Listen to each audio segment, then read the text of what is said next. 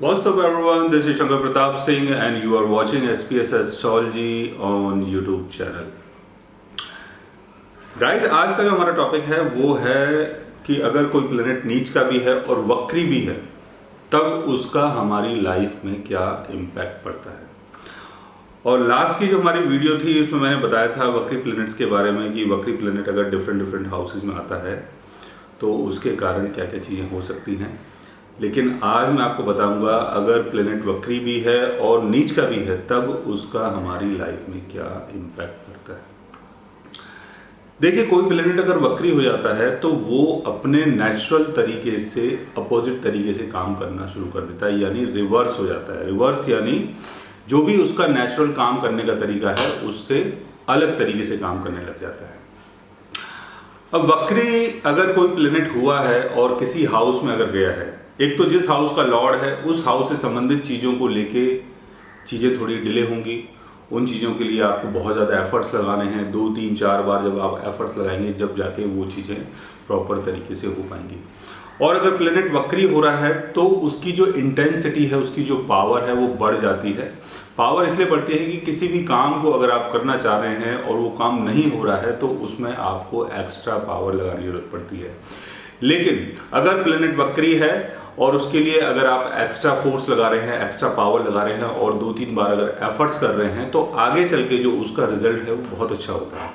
लेकिन अगर प्लेनेट यहाँ पर नीच का हो जाता है तो रिजल्ट उसका खराब हो जाता है। अब नीच का कोई प्लेनेट है तो कोई अगर प्लेनेट अगर ग्रह नीच का होता है तो वो बहुत ही इंटेंस हो जाता है, क्रूअल हो जाता है, डिसऑनेस्ट हो जाता है, डिसलॉयल हो जाता है और बहुत ही सेल्फिश हो जाता है और बहुत क्लेवर हो जाता है। ऐसे लोग बहुत ज़्यादा डिप्लोमेटिक होते हैं। अब वक्री प्लेनेट और नीच का भी हो गया है तो यहाँ पर क्या होगा कि एक तो आपकी चीज़ें प्रॉपर वे में हो नहीं पा रही हैं, आपकी चीज़ें जो हैं वो डिले हो रही हैं, स्लो हो रही हैं। अब अगर प्लेनेट नीच का भी हो गया है तो उन चीज़ों के लिए आप बहुत ज़्यादा डेस्परेट हो जाएंगे, उन चीज़ों को करने के लिए आप बहुत ज़्यादा डेस्परेट हो जाएंगे।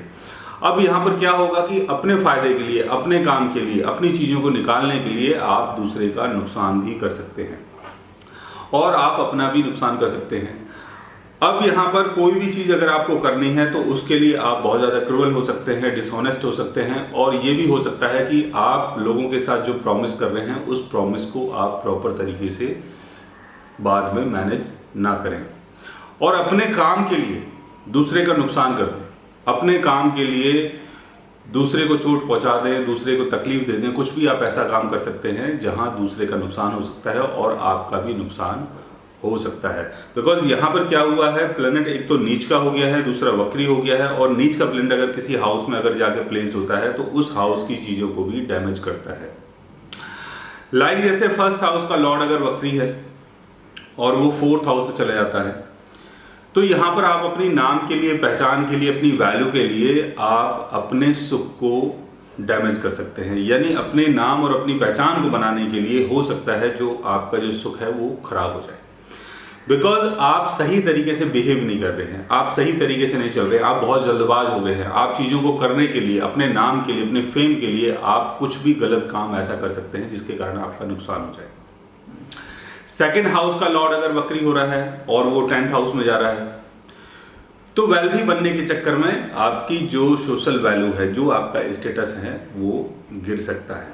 4th हाउस का लॉर्ड वक्री हुआ है और वो 7th हाउस में चला गया है तो यहाँ पर क्या है, कंफर्ट्स के लिए, कंफर्ट्स की चीज़ों के लिए, वेल्थी बनने के लिए आपका जो रिलेशनशिप है आपकी जो वाइफ के साथ या आपके पार्टनर के साथ की आपकी म्यूचुअल अंडरस्टैंडिंग है वो बिगड़ सकती है। हाउस का लॉर्ड वक्री हो गया और वो आपके 2nd हाउस में चला गया तो यहाँ मैरिज के लिए, पार्टनरशिप के लिए आप इतने ज़्यादा डेस्परेट हो जाएंगे, उसके चक्कर में क्या होगा, आपकी फैमिली वैल्यू और वेल्थ का नुकसान हो सकता है।